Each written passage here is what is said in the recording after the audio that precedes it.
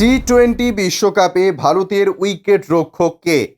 ভয় পাওয়া একজনকে পরামর্শ দিলেন সৌরভ। টি-20 বিশ্বকাপে ভারতীয় দলের উইকেট রক্ষক কে হবেন? জল্পনা চলছে ক্রিকেট মহলে। ঋষভ পান্ত, লোকেশ রাহুল, ঈশান কিশন, সঞ্জু স্যামসনেরা রয়েছেন লড়াইয়ে।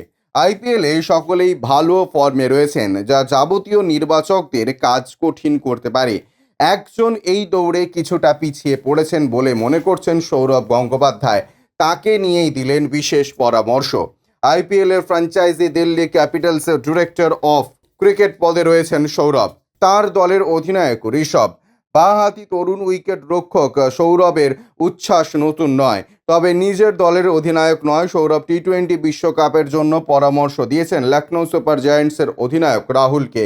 সৌরভের মতে টি-20 বিশ্বকাপ খেলতে হলে রাহুলকে আরও ভয়ডরহীনভাবে ব্যাট করতে হবে। অস্ট্রেলিয়ায় আয়োজিত 2022 সালের টি-20 বিশ্বকাপের সময় রাহুলকে পরামর্শ দিয়েছিলেন সৌরভ।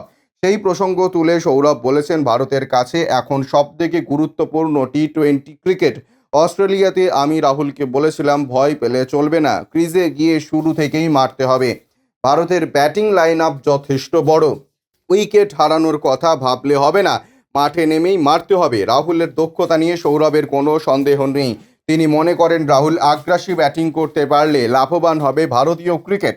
সৌরভ বলছেন, একজন ব্যাটার মাঠে নিয়ে কিভাবে খেলবে সেটা অনেকেই নির্ভর করে কোচ এবং অধিনায়কের ওপর। তাকে কি নির্দেশ দেওয়া হচ্ছে সেটার গুরুত্বপূর্ণ। রাহুলের চেন্নাইয়ের বিরুদ্ধে যে ইনিংসটা 53 বলে 82 খেলেছে সেটা দারুণ, বেশ ব্যতিক্রমী। শুরুর দিক থেকে নেমেই পরিস্থিতি অনুযায়ী একদম সঠিক ব্যাট করেছিল। আগেই বলেছি, রাহুলের উচিত আরও অ্যাগ্রাসী ব্যাটিং করা। 20 ওভারের ক্রিকেটে এটা ভীষণ জরুরি। Bureau report, UJ news.